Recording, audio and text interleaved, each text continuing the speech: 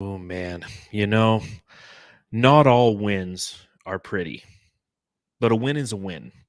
If you're a fan of the Phoenix Suns, and you have been for quite some time, you would cherish the opportunity to have a win like they had tonight in Minnesota, defeating the Timberwolves by a final score of 99-96. No, it wasn't pretty. It wasn't pretty at all. But Matthew, these are the games we used to lose as a franchise, right?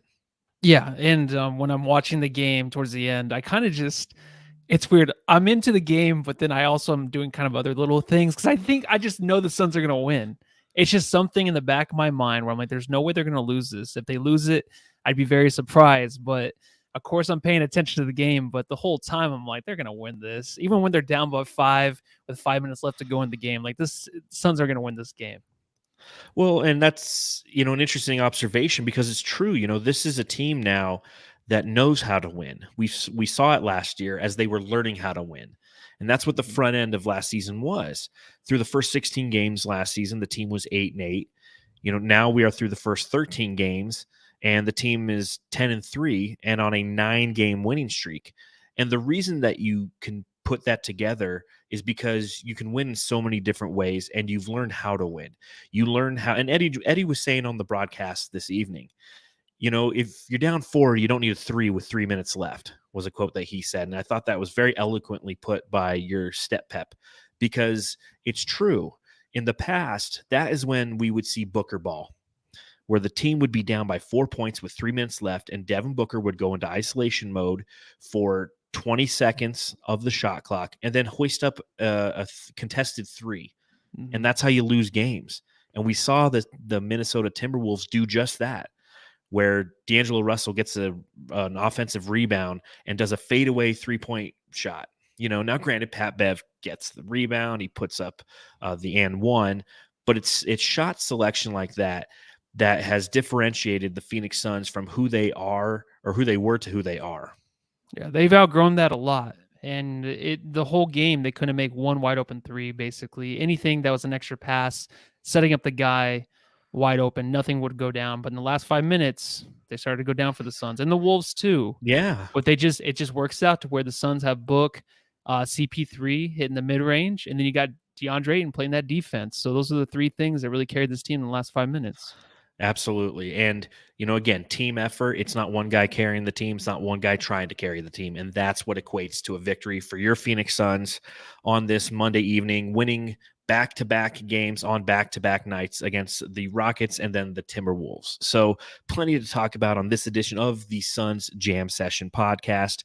If you're watching along live on YouTube, thank you. Hit that thumbs up button. Hit that subscribe button. Hit that bell notification button. Hit all of the buttons. Hit the chat button. Hit the super chat button. Hit my button. Hit Matthew's button. If you're listening on a podcast, wherever that may be, go ahead, subscribe there as well. Let your friends know. If you're on Apple Podcasts, give us a 5-star review. We'll read it right here on the show. You can follow me at Darth Voida on Twitter. You can follow Matthew on Twitter. At Matthew Lissy.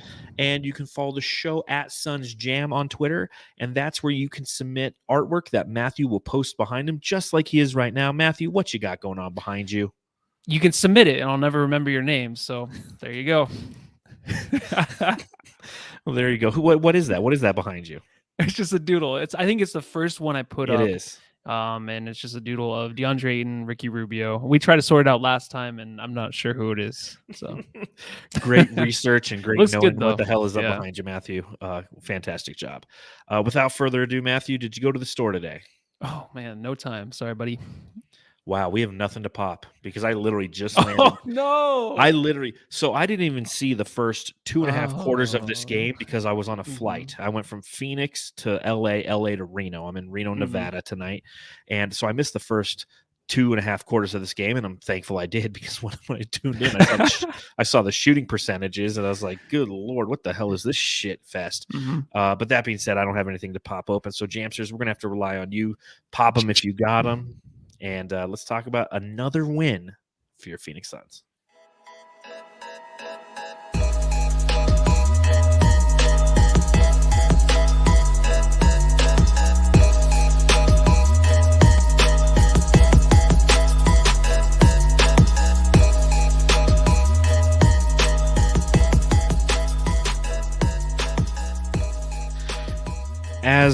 Mentioned before, it wasn't the prettiest victory, but a win is a win.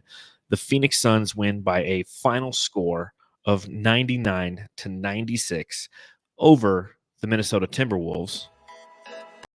I hit the wrong button. Matthew, I got to ask. Matthew, a win's a win, right? Like, you don't care how we got there tonight, or is there something you're like, hey, I got to ask, is there something that needs to be fixed after this type of game? No, not at all. I mean, you're looking at the game and you really kind of want Minnesota to beat you, to do too much. And I feel like they were doing too much while the Suns couldn't get anything going. We kind of expected that a little bit, maybe because of playing last night, but just nothing was going. And it wasn't like nothing was there. The effort wasn't there. The hustle wasn't there because it was there all night. Just the shots weren't falling for the Suns. So basically, just keep it close. Keep it close and make sure the Timberwolves think they have a chance. And of course, they did in the end. But early going, I mean, 5 points in the first 6 minutes for the Suns. Ugh. Even then, it's just like, I'm not worried because the Wolves couldn't do anything to separate themselves. Karl Anthony Towns was trying to beat the Suns by himself. It just seems like he's playing a different game than everybody else. Anthony Edwards, his defense was really, really crisp against Devin Booker, who struggled early on in the game. But they just weren't getting anything to fall, and that's fine. It wasn't anything that, maybe I see Cam Johnson or Shamet miss a wide open three over and over and over and over and over again. That might be something, of course, but they get an excuse. A lot of these guys get an excuse tonight, especially when DeAndre Ayton coming back. And he's kind of, mixing things up a little bit. We still get the win. It wasn't as pretty early on for him, but then he got into a little groove, started crashing the boards, doing what he did. They kept finding him all game long. So that helped him tremendously. That was something that they needed, I feel like, to come in and give Frank, who seems like he had another off night tonight, and McGee a little bit of a break of taking that pressure off of them. And now DeAndre Ayton has that back again. Hey, man, an off night for Frank. He played 4 minutes and went 1 for 2 from the field and had 3 points. So, and 3 rebounds. So he had a productive 4 minutes in there. This is one of those games that you kind of expect on the second night of a back-to-back. You hear this all the time about teams when they play back-to-backs. If they struggle, you're like, well, clearly it's because it's a back-to-back. And I'll allow that one. I think that it's tough to, go from Houston, have a few days off, Houston up to Minnesota. There's going to be a little bit of a letdown. You have the Minnesota Timberwolves, who are definitely up for this game because guess what? You have Karl Anthony Towns and D'Angelo Russell, who know that their boy Devin Booker's coming to town. And you best believe that before this game started, both D'Lo and Kat went up to Anthony Edwards and be like, listen, you've got Devin Booker. That is your focus tonight, son. Like, you're going to get your opportunities. You can shoot the ball, but we want you to just be in his shorts tonight.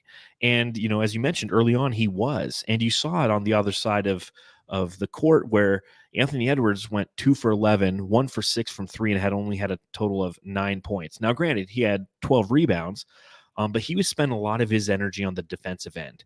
And when you have a young, prolific scorer like Anthony Edwards, so focused on playing defense that it affects his offense, if you're a Timberwolves fan, you have to be happy with that because it shows that he cares and it shows that he wants to get better and shut down the opposition. And he's got to learn how to do both. It's kind of like the Mikal Bridges factor. Mikal Bridges, for the first 2 years of his career, is somebody who we love because he's the warden, because he plays defense so intensely. But there's nights where it would take him out of his offensive rhythm. Obviously, he started to grow and showing more balance on both sides of the court. But did you notice that from Anthony Edwards tonight? So much effort trying to stop Booker that he wasn't really putting it together on offense. Yeah. It's a lot of that. And plus he seems like a guy that's more, he's interesting in interviews, right? He's a guy that will always say something that's funny. He has quite the personality, but then on the court, he seems more humble because he knows what he has to do, to help his team right now. That's what he seems like. He seems like the guy that will go and play the defense that needs to be done, just like DeAndre Ayton too. We always we overlook his defense sometimes, but usually it's just like DA is going to bring the defense, and offensively, if he's there, it's good. He's working stuff out this season where he's improving. So he's going to end up getting a lot more touches this season. But Edwards just seems like if there's one thing, like you said, if they want him to focus on, he'll do it. He's not really. Last season, he was more of a ball hog, kind of just give him the ball, let him do whatever he wants. But when you have D'Lo and you have Anthony Towns and they're actually healthy and they're all together, they'll have the ball the majority of the time. Edwards will, of course, he'll be the guy sooner or later to where he's going to get a lot more chances towards the end of the game like he did tonight, because you can trust him. I think a guy that doesn't complain like him on the court, doesn't show a lot of a bad emotion towards his team if he's not getting the ball, that's good to have on your team, because he was doing everything he needed to do to get the win. And of course, when you're playing a team like the Suns, it's just a matter of time, especially guarding Devin Booker. It's just a matter of time till that guy gets his shot to go down. So there's only so much you can do. And the Suns were always the other end of that, trying to stop the star for 3 quarters, and in the last 5 minutes he just comes alive. And now the Suns have that. Now the Suns have those players on their team to where they can just finish the game off. So I like Edwards. I like him a lot. I even liked him last year. It's a learning curve, but he's a guy that seems very disciplined and really takes everything very, very seriously in the right kind of emotion. Yeah, he's going to ball out in this league.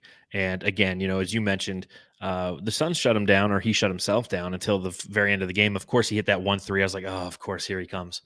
It's just like typical shit. Like you hold a guy the entire time, and then it's at the end when he comes out and he puts forth a couple big shots, and it's like, God damn it. Obviously the big news entering this game.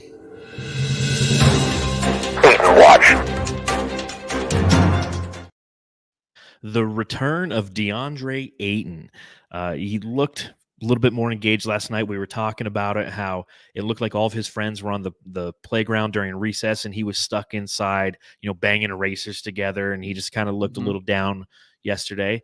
He got to play tonight, put up a really solid stat line, 22 points on 10 of 14 shooting. He had 12 rebounds, so 22 and 12 for the big guy. 1 assist, 5 personal fouls. What'd you see from Deandre Ayton tonight? Well, early on, I feel like Chris Paul really enjoyed him being back. There was a little bit of a mean bounce pass to him on an inbounds. When McGee and Frank were in the games for DA, when DA was missing all that time, you noticed that things seemed to be easier for the offense and for Chris Paul. It seemed like Kaminsky and McGee were, I don't know, just in the right place, the right time. And DA in the beginning of the game, it just didn't seem like he was even on the screen half the time in the beginning of the first quarter, to where, like they're zooming in on the offense and it's like, where's DA defense? Where's DA? He's lagging behind. So there's a little bit of that. But then once you got past that and Booker started to find him on some screen and rolls, some alley-oops, then he came alive, man. I actually noticed that the availability for Ayton seemed to continue to improve. That's something that we always talked about, how him and Paul have a connection, how he's giving himself and his teammate an opportunity for him to get the ball. But then towards the end of the game, he kind of went away from that. There was a few plays to where he wasn't asking for the ball. I remember, I think he was being guarded by Patrick Beverly on the block. that and play Chris was Paul's like, what are you doing? And he kept pointing the other way. It's like, no. Find, like, you're doing such a good job of giving your teammates an opportunity to find you and get you a good pass and then work on something down there. Get fouled by Patrick Beverly. He's going to foul you. So he kind of went away from that, but then offensive glass, he was stuck under the rim because Cat can't play any defense. So when Cat can't play any defense and you're down there and you can tip the ball to yourself, you're going to get a lot of offensive opportunities down there by yourself, and he did that too. So I liked what I saw. Good numbers in the end. It just took a little bit to get going, but once he did, he got comfortable. And at first he just seemed kind of like, I don't know if I can get back into this. Kind of seemed like he doubted himself just a little bit, but he got the confidence back. So I liked what I saw tonight. Yeah, I mean, when my plane landed here in Reno, the first thing I do is I get on my phone and I connect to the Bally Sports app, and I'm, okay, where are we at in the game? It was about the middle of the third. And I mean, there must have been 3 consecutive possessions where it was just like, okay, Devin Booker gets the ball to Deandre Ayton. Chris Paul gets it to Ayton. Chris Paul gets to Ayton again. He does this pretty, sick spin move in the lane and lays it up. I was like, okay, this is my first look at DA since he's been back, and he's aggressive. He's putting, we talk about it, making yourself available for those passes, not trying to set a high screen and then rolling towards the baseline. Putting your body towards the key and letting the ball come to you and making it to where Chris Paul and Devin Booker want to get you the ball. And it looked like that's what he was doing early on. At that time, I'd looked at his stat line, looked pretty solid. And then obviously the end of the game, it was a key point of the game where, the Pat Bev play was kind of frustrating. And you're absolutely right. They get a switch. DA's got Pat Bev pinned. They kind of they pump fake to try to get him a pass on the interior. Pat Bev kind of does a move on him, kind of reverses the seal. And, Chris Paul's looking at him and like he just kind of gives up on the play. But then, the next play down, and Eddie was literally like calling it on the broadcast. He's like, listen, Booker's playing so well right now. Chris Paul's playing so well right now. Like, DA's going to find himself open. And in that moment, he's like wide open under the basket. And he took a little bit long. He brought the ball down and almost got swatted, but he did end up laying it in over Karl Anthony Towns because, as you mentioned, Karl Anthony Towns isn't playing any defense. And that was just, that's the perfect symbiotic thing that you need at the end of a game in the last 5 minutes. There's a reason why the Phoenix Suns are one of the most clutch teams in the NBA. It's because they know who they are in that last 5 minutes. And when you have Chris Paul cooking, and he was cooking in the fourth quarter, and you have Devin Booker cooking because he was sizzling in the fourth quarter, as Eddie mentioned, it's going to open up down low for DA, and he's got to take advantage of those situations, and that's what he did tonight. So again, and you see it in the chat, and it's always going to happen whenever you play the Minnesota Timberwolves and you see Karl Anthony Towns and you see him drop the numbers like he did tonight: 35 points, 13 rebounds, 10 of 19 shooting, 10 for 11 from the free throw line, a cool 7 turnovers for Karl Anthony Towns. The great debate always begins like, oh, should we trade DeAndre Ayton for Karl Anthony Towns, and Cat's better than DA, and this, that, and the other. It's like, I'll tell you what, man, I would rather take DeAndre Ayton and his 10 mil right now. And, who knows what we're going to pay him moving forward, if we pay him moving forward. Whole nother discussion, whole nother topic. I'd rather take him right now for 10 mil on both sides of the floor than Karl Anthony Towns putting up this 35 and 13 in a loss any day of the week. I'm sorry. And his $36 million a year. I would. And that's where I stand.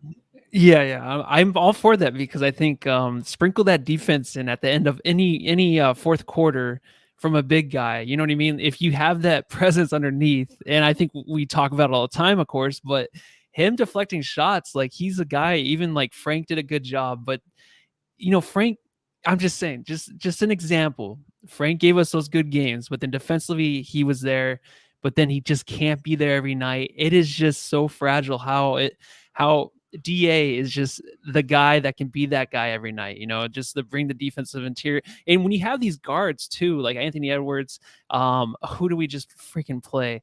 I forget. The Rockets? No, it was my MVP, John Morant. Oh, so yes. You're playing against these guys that love the drive. They love to get into the paint. You need that. The defense, even at the end of the game today, DA playing one-on-one with Anthony Edwards made him shoot a tough shot, or maybe it was D'Lo, and he made it, but it's still, he stuck with him, didn't foul him. That's what he can do. And then we're looking at Karl Anthony Towns, and I even put in my notes for Paul that all I put was seemed annoyed by DA. Can you imagine how annoyed he'll be with Cat if Cat was on this team playing defense? It would be a totally different story. It would be the effort, all that. So I think DA is getting that effort. The defense is there. So just off of that alone is over Cat.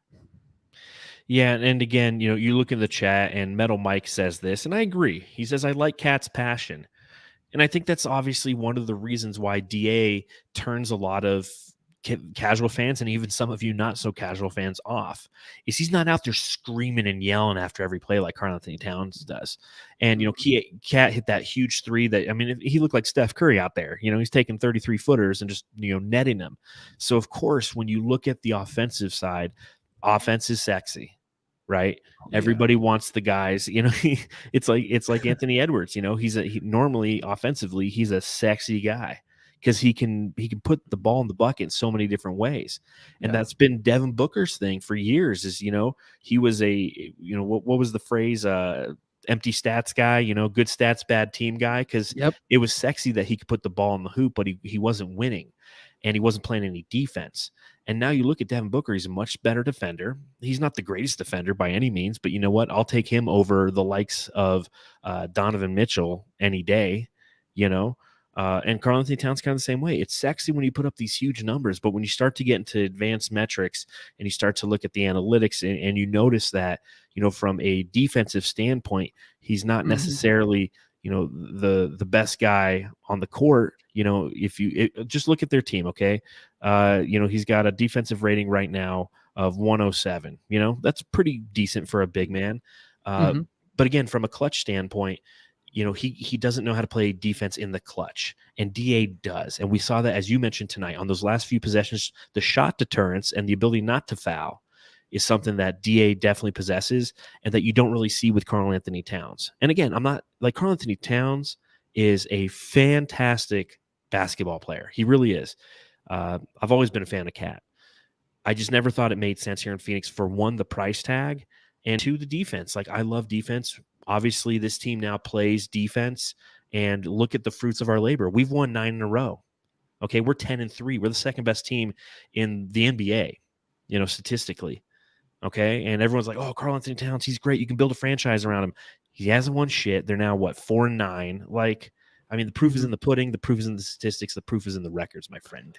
And he can't win a game like this like DA can. DA won this because of his defense, and Cat was trying to make a shot at the rim, trying to drive against DA, and DA makes it so difficult. He does. And if DA, of course, has the offensive talent like Cat, that'd be awesome. But he's not that good, and he probably never will be that good. But that's fine. I'd rather just have the mediocre offense and a guy that can shut someone down at the end of the game. Like, it's that simple. We're winning games because we have guys that know how to win the game, like a Booker, like a Chris Paul, and then the DA. And Mikal Bridges is shortly behind those guys right now and helping us win games and being one of those guys that you can count on towards the end of games. So make a shot. But defensively, Mikal is there. It's just you don't see him too much because those three guys are just so focused on towards the end of the games. Yeah, and again, you look at like D'Angelo Russell. It's kind of the same story. He's an offensive guy who can't play any defense, and he had a rough night tonight. 22 points. Yeah. Again, you look at the end box score, and you're okay. Cat had 35, D'Lo had 22. The team loses. 7 for 21 from the field, 1 for 10 from deep. And like I know we're going to talk about Jay Crowder here momentarily and his 0 for 5 night from deep and his 0 for 9 overall field goals. But that's Jay Crowder, right? He's like the 5th option on our offense from our starters. D'Lo's your second guy, and he's going 1 for 10 from 3-point land. It's just got to be frustrating, man. It's just got to be frustrating.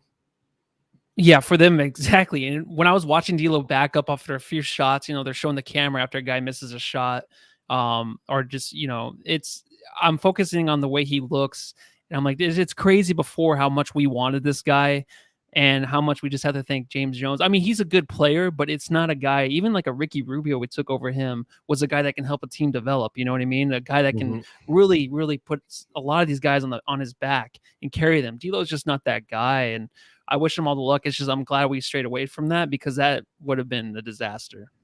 Yeah, Jay Pizzle says it in the YouTube chat. D'Lo is good, but always hurt. I was surprised to see him. I was surprised to see him playing because I do always expect him to be hurt. So yeah, good point. Yeah, absolutely. And Lucas says it as well. D'Angelo Russell was chucking up garbage threes. So again, we've experienced that as Suns fans. We've had teams with players who are doing things like D'Lo, obviously not making the same amount of money or given the same responsibility that he has, but it's got to be frustrating that that's your core and you find yourself in the same situation over and over. And that's what we referenced when we talked about this game last night. As we previewed it, we were saying just that. It's like, there's a lot of really good pieces in Minnesota, but for some reason they just don't fit together.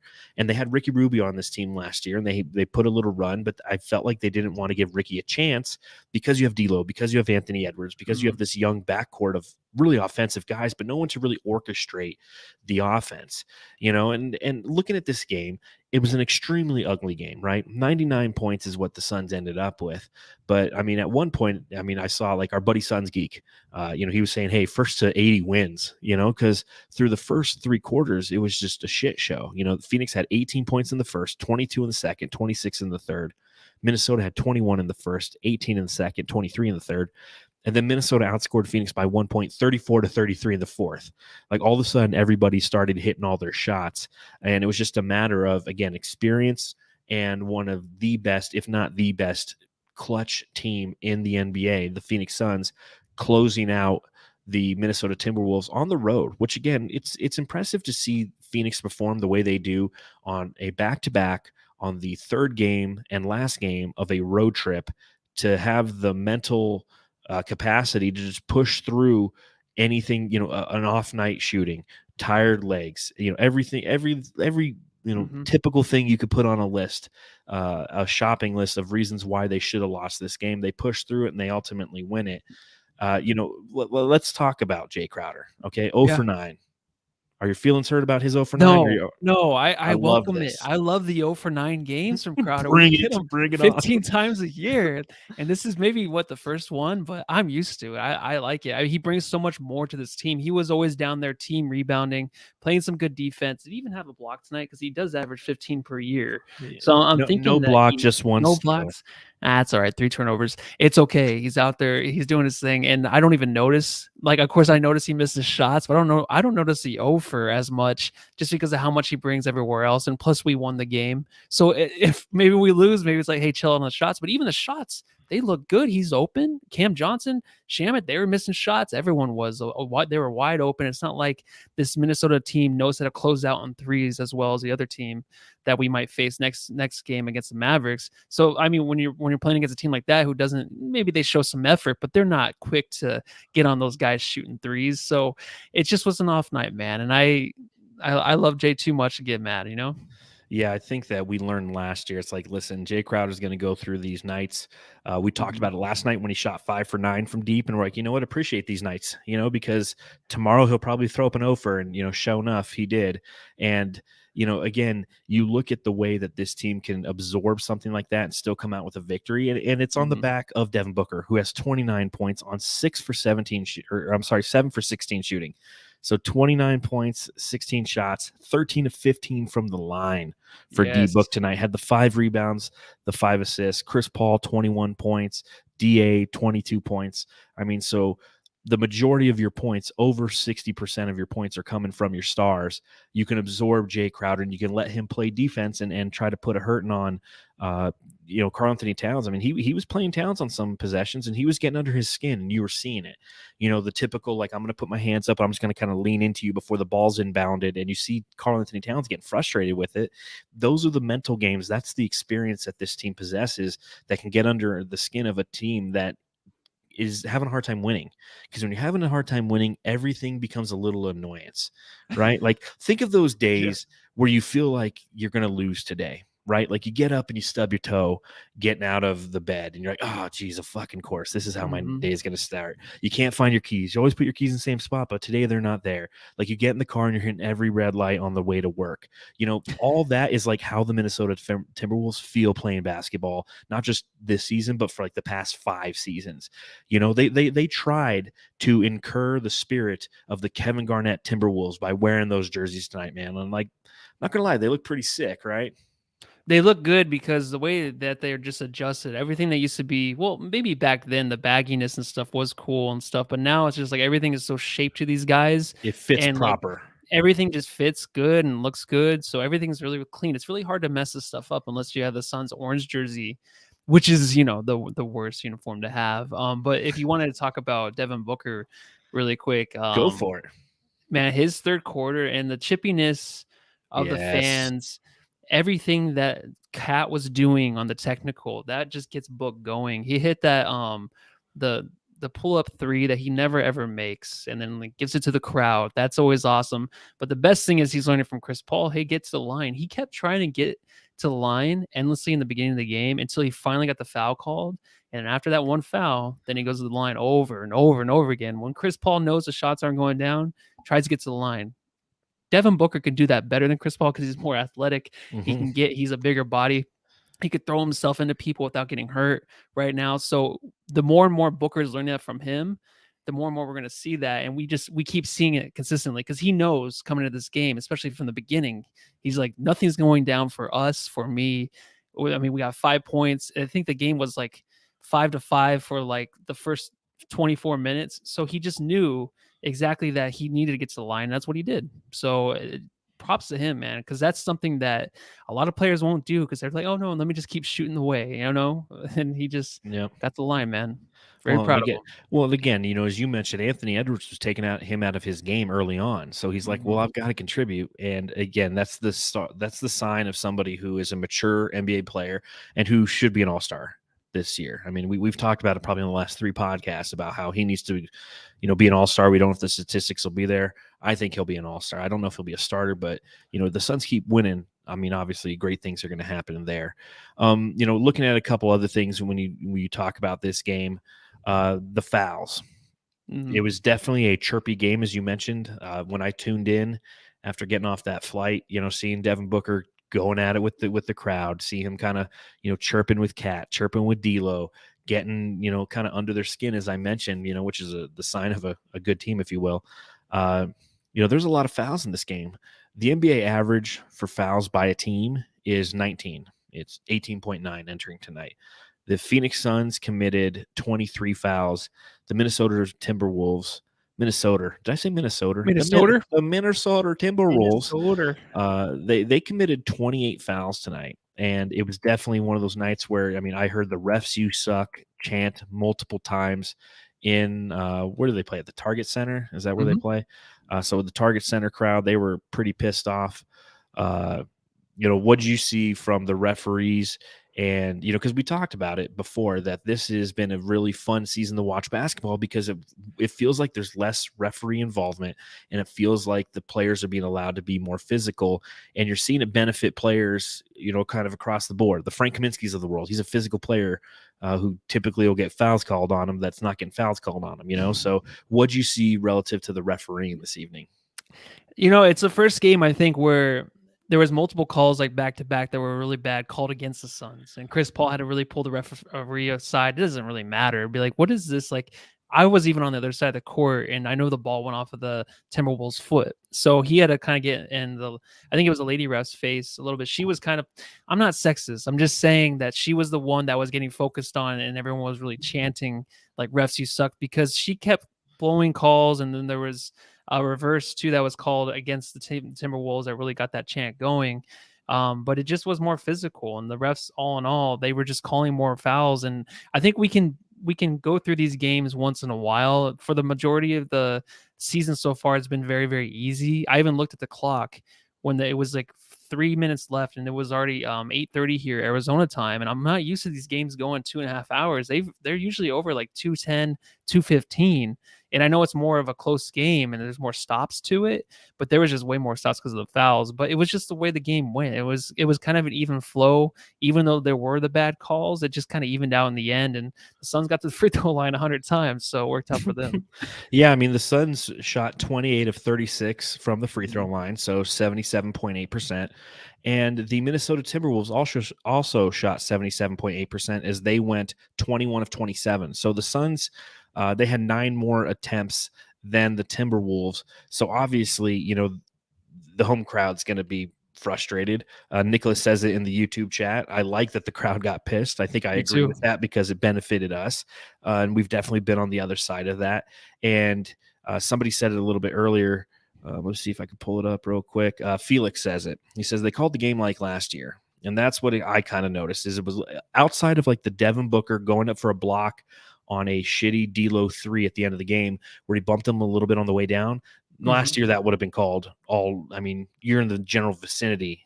You're in the same building. They call that, right? Yeah, exactly. But I think it's one of these things too, where it wasn't really like that in the beginning. And then I think Booker and other Suns kind of forced themselves into contact. And I know the T-Wolves are very young. So if you're going to play a team like this, they're going to foul more because they're just out of position. They don't know what they're doing. Chris Paul almost, he had like the reverse nutmeg against somebody. Yeah, that was like sick. they're messing around with these younger teams and they're just doing what they want to do. So if they're going to start trying to get the calls, something they couldn't do last year, I think it's something they can achieve this year because they're a lot more smart when it comes to just trying to get to the hole and drawing the contact to get to the line. Yeah, and again, this happens, and for the most part, I'm a fan of the way that games have been refereed thus far this year. Again, I think the only thing that really needs to be improved is the foul on a fast break. Like that should be a technical foul. Get rid of that shit and let us see fast breaks again. I still don't understand why you would take away fast breaks from fucking basketball. It's the best shit in basketball. It's the one thing they missed. Dude, it's the one thing. Yeah, like please fix that shit next year because seeing Devin Booker, it was last game or the game before where Devin Booker's like running a fast break and he throws an alley-oop to Mikal Bridges. Like you don't see any alley-oops anymore because, they kill the fast break. But for the most part, this has been really a good season relative to the refereeing. Obviously tonight it was a little bit of, there was a struggle by the refs. Everybody's, just calling out all the things that were messed up on both sides. Both sides were hurt by this. But again, maturity. the way that the Phoenix Suns handled some of the bad calls versus the way that the Minnesota Timberwolves handled some of the bad calls. Obviously, understanding that the home crowd is there and behind them and almost egging them on, the emotions higher on that home team because of those bad calls. That's the difference between winning and losing. I mean, they had 2 technical fouls, the Minnesota Timberwolves did. And you can't lose your head in those moments. You can be frustrated. You can have the conversations, but you can't lose your head. And that is something, again, when I look at the Timberwolves, they remind me of the Suns from a few years ago. It's a team with talent and a team that just can't get over that hump and start winning games. And you see this year in and year out with them, and we saw it year in and year out with the Phoenix Suns. So this reminder, everybody, I see a lot of great engagement on the YouTube chat. If you are here, please, drop a comment in the chat, throw a thumbs up on the pod, if you will. It lets everybody know where to find the best Phoenix Suns content on the internet after the game. Best post-game podcast right here, Suns Jam Session. So, again, another thing I want to talk about before we get to like the jam star of the game and all that fun stuff is just really, the rotation. I was really interested in seeing with Deandre Ayton coming back, how was Monty going to approach his backup center rotation? I didn't see the first quarter. Who came in first? Was it Kaminsky or McGee? Now, granted, I know Kaminsky only ended up with 4 minutes, but was McGee first off the bench? Yeah, it was McGee. Okay. He just cracks me up. Sorry. Which one, McGee or McGee? Don't you love McGee, man? Yeah, he was shacked in a fool a little bit today in the third quarter. How so? He had like a fast break. He took a little bit too far and kind of fell over and lost the ball. So well, other than that, man, he played great tonight. He was great, but it was me. All right. So, I mean, that makes sense, obviously, second team, third team. But I do like that Monty at least threw Frank out there for 4 minutes, and I was listening to the Solar Panel podcast with Dave King and Zona Sports. Mm-hmm. Fantastic Phoenix Suns podcast. If you guys aren't aware of it, obviously they go live every Saturday morning, 8 a.m. So I was listening on to the, I don't watch it live because if I get a chance to sleep in, I'm sleeping in. But I was listening to it on the flight up here to Reno. And one of the things they brought up, and I want to get your thoughts on this, was does Frank Kaminsky's performance thus far this season really just make you miss this guy at all? The Saric smoke break. Like, do you miss our old buddy Dario Saric? It's been a long time since he's done that drop. I'm watching Sopranos again, and I don't know if there's any Sopranos fans out there, but Furio, the guy they brought over from Italy. The Sopranos? Yeah, I don't know. It's a great show. You got to watch it. So Furio comes over, and he's like falling in love with Carmela. And that just reminds me of Saric every time I see him. I know they're not the same nationality. They're not the same kind of guy, but they both look like they smoke cigarettes. And they both look like the guy that would be, trying to date Carmela, who is the wife of Tony Soprano. Yeah. So I kept thinking about him today I thought about him because I don't even think about Saric whenever I watch a Suns game. I think about him when I'm watching He's so stupid. Soprano. So is that what the question was? What's the question? Just are you asking me? Do I think about him? Was that what you're asking? Yeah, I mean, like, do you miss him at all? I mean, has Frank replaced your affection for Dario because of his productivity? Because I mean, essentially, he takes up when Da was out, especially he took up the Saric minutes, and he's doing so in a more effective way. So it's like with Frank Kaminsky's, I wouldn't say necessarily emergence, but increased productivity, does this make Dario Saric even more expendable? And does that hurt your feelings? It does. It does, right? I mean, DA was expendable, right? Everybody's expendable. Yeah, so I mean, it does, and it sucks. I mean, John Carl in the chat. I miss Dario's big booty. Yes. Yes. Take that thing and throw it around down in the paint, man. We've got to get an imprint of that thing. Leave it at the arena. That's the next statue. It should be his biscuit butt. It should be outside the arena. No, it needs to be like just a painting on the court where he used to always fall. Yeah. Fabio in the chat. Dario for cat. Let's do this thing. I don't know. I would keep Dario. Yeah. No. From an affordability standpoint, no. Now I'm gonna always think about Dario whenever I watch The Sopranos. Thanks for that, bud. Thanks for that, amigo. What other questions did I have for you? Let's see. I had one more. At the end of the third quarter, tell me you didn't think that Malik Beasley's half quarter was going to go in, Like, Oh. I'm like, that's going in, and it almost did. Yes.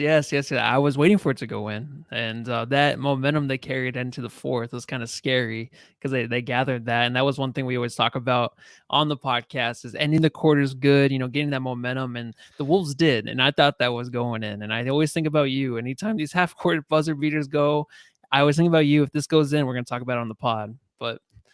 Yeah, that it was. Yeah, I was waiting for that thing to go in, and it didn't. And lastly, Patrick Beverley. Let's spend a couple minutes. Obviously, it's the first time we've seen Patrick Beverley since the Western Conference Finals, and him rudely, just ever so rudely, pushing Chris Paul in the back.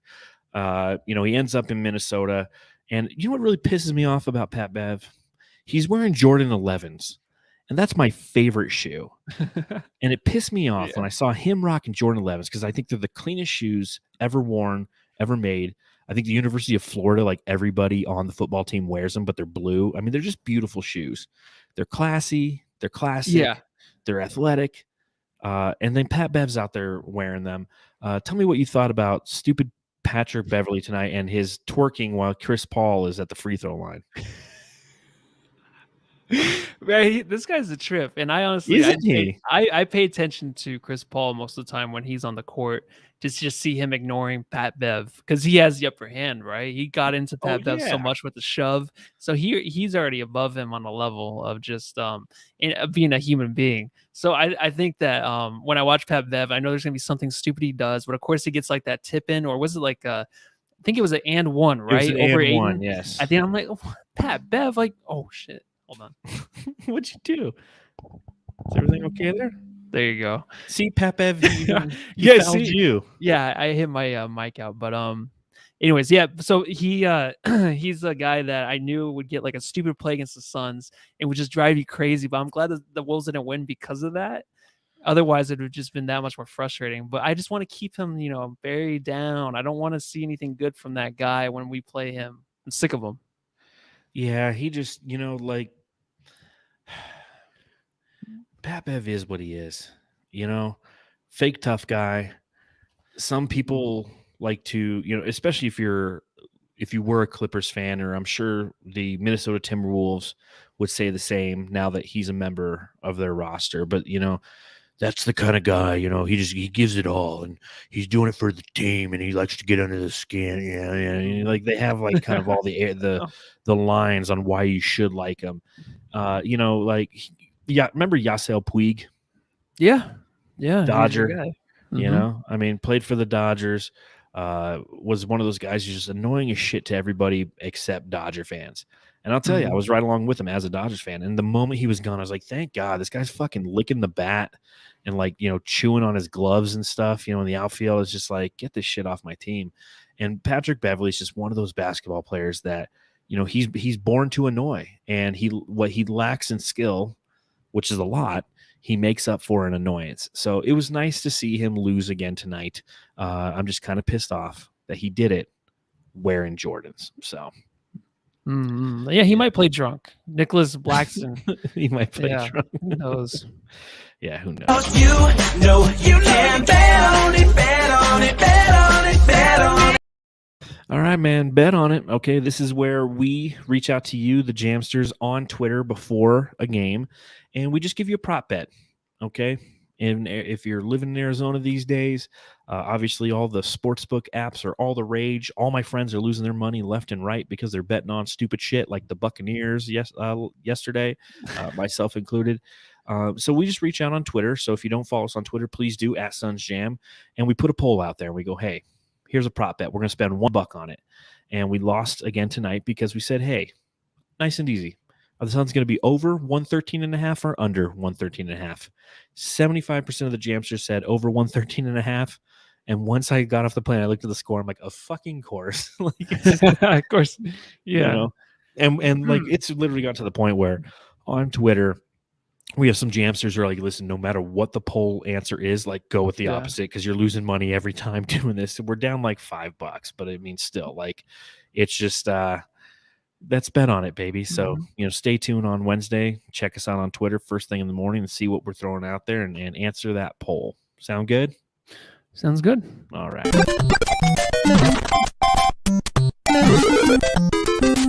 Jam Star of the Game. All right, Jamsters, if you're watching along live, let us know in the comments who your jam star of the game is. And if you're listening, just say it out loud. I don't care where you're at. Maybe you're standing in line at Starbucks. You got AirPods in. You only have one in because the other one's charging in the case. And just, say out loud. Be like, hey, Frank Kaminsky. Matthew, who's your jam star of the game? It's Booker. Definitely Devin Booker, man. He came through in the end. I think in the past, the guy driving him that crazy, right, would just get on his nerves, but it didn't. He was still chill. He's still, he still has that little hangover from the proposal to Kendall. So because of that, it carries over. He's just like, I don't care. I'm going to hit some big shots at the end of the game. I'm going to get to the line. I'm going to do different things to really help this team. And he did. So he's jam star of the game, baby. Yeah, I think that's, definitely a solid pick. And, I'm not going to go against you necessarily for that. But, when I didn't see the majority of the game, but from what I did see, Chris Paul, man, I think that's who I'm going to go ahead and give my jam star of the game to, because when I started watching the game and, I primarily saw that fourth quarter, the Suns scored 33 in the fourth quarter. Yeah, 33 points in the fourth quarter. Yeah. Chris Paul had 19 points in the fourth. He had 7 free throw attempts, of which he made all 7. He was 2 for 2 from deep, 5 for 7 from the field, had 2 assists. He turned it up in the fourth quarter. So I'm definitely going to go ahead and give it to CP3. And this is my 3rd game in a row giving it to CP3, man. I mean, he just went bonkers, Effortless. So effortless. It looks like it. And when you need those big shots, he was there to do it. When the Suns went down 5, he goes down, he makes a tough 3 over Karl Anthony Towns, just fading away, just nothing but netter. Yeah. So that's who my jam star of the game is. Mike B in the chat, he says, hey, John and Matthew, ... And then he doesn't say anything. I kind of want to know what Mike B's going to say. Yeah, I was waiting for it too, but hopefully it's good news. I don't know. We'll find out, huh? We'll just let that one go. All right, next up, Suns are coming back home, baby. Coming back home. They play on Wednesday and Friday, both against the Dallas Mavericks. So, what are you thinking about the Mavericks, Matthew?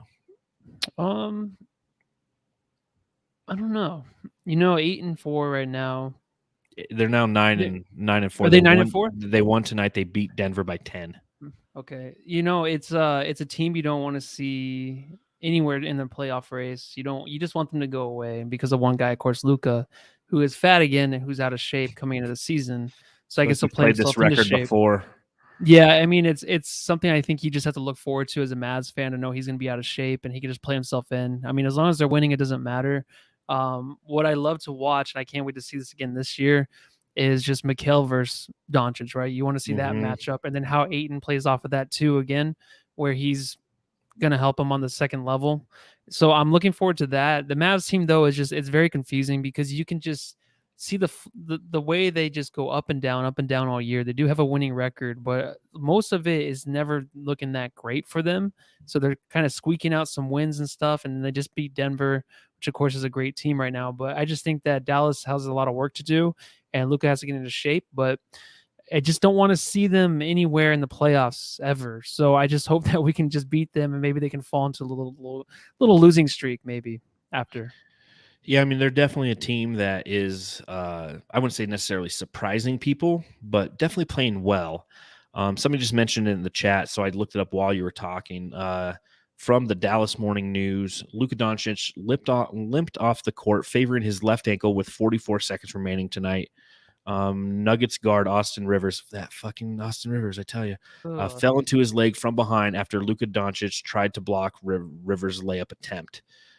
He's had a history of ankle injuries, including missing 11 games during the 2019-20 regular season because of right ankle sprains and dealing with a left ankle sprain during the 2020 playoffs in the NBA bubble.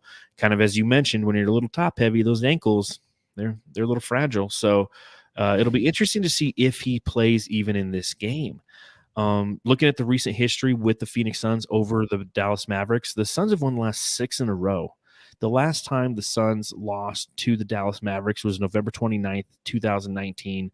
where the final score is 120 to 113. So ever since then, the Suns' 6-game winning streak against the Dallas Mavericks and Luka Doncic. So it'll be really interesting, obviously, to see if the Dallas Mavericks have the capacity to put Luka Doncic on the court, what that means for that team, and what that means for the Phoenix Suns, because we get up when we play against this team. They're a team that's tied for the 3rd seed. The Suns are the 2 seed right now, so obviously it's a big game. You look at Kristaps Porzingis is 2nd on the team in scoring at 17.9 points per game. You have Jalen Brunson, who's coming off the bench, 14.9. Tim Hardaway Jr., 14.2. Dorian Finney-Smith, Dwight Powell, Maxi Kleber. When you look at this team that definitely possesses size. It's another team that doesn't make sense, right? Even when like a healthy Luka, does the Dallas Mavericks make sense to you when you look at the roster? They don't, just because of him and Porzingis. The way Porzingis plays, I think he's so far away from the basket. I think that might be just something that's mentally like he has to be away because he's maybe scared of getting hurt, right? Because he's very vulnerable down there. So him and Porzingis don't make sense. I never thought it did. I thought they would be eventually broken up by now. Of course, Porzingis being the one traded away, which might still happen. But I mean, Porzingis is probably someone that's maybe a little bit happy if Luka does miss some time, so then he can be the vocal point of that Dallas. And it's crazy to say. It's just these players still think like a Porzingis thinks like he can be like the center of a NBA franchise, not the position, but just the vocal point of it. And just Luka can be maybe his wing guy, like the guy next to him. But these guys think that they can run a team and that they can win through them, which they can't. So Porzingis, if Luka's out, of course he gets the opportunity to show that. But it's just crazy how these guys still think that in the NBA, where you just know Luka's so much better than you, but you still think you should be the main guy. So keep that up, because I would like them to break up and then maybe something bad happen, but they're not going to be able to last very long, I don't think, together. No, I'm with you, and I think that's not like a hot take coming from Matthew either. I think numerous people have seen that this team and those two players don't necessarily make sense together. But what really makes the Dallas Mavericks interesting to me was how little they did this past off season, right? Like, you'd think that a team that's perennially in the playoffs, they're trying to build around Luka Doncic. They're trying to get better, obviously. They want to win a championship with this guy. You think that they'd start, making a bunch of big moves, some splash trades, add pieces around him. You look at the Milwaukee Bucks last offseason. You have Giannis Antetokounmpo. He's getting ready. He signs essentially the big deal. What do? They bring in Drew Holiday, right? They already have Middleton. They bring in Drew Holiday. They bring in a name that's a complementary piece.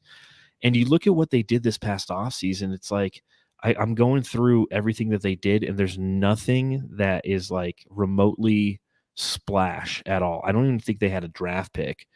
But I don't see anything like, who did they even bring in? Like Justin Jackson? They waived him. No, I don't think they didn't get any. They I think it's not like who they're not getting in. I think it's the players that want to play with someone else besides Luka. I just think, I mean, the assists are up there for Luka. I mean, he shares the ball, I guess, but there's just something that maybe if it's in the next few years where they can't get another star on their team, it might be like just, the headlines of the newspaper the next day is like, Luka can't get along with another superstar. He can't be that guy to play along like Devin Booker can with other guys that, might take away the spotlight. So that might be a thing that the Mavericks have to look into. And maybe that's something we're not seeing, because it doesn't make sense for Luka to be there and if someone not want to sign there, not even as good as like a Jay Crowder. The Suns get Jay Crowder. Yes. Why can't they get a player like a Jay Crowder or even better?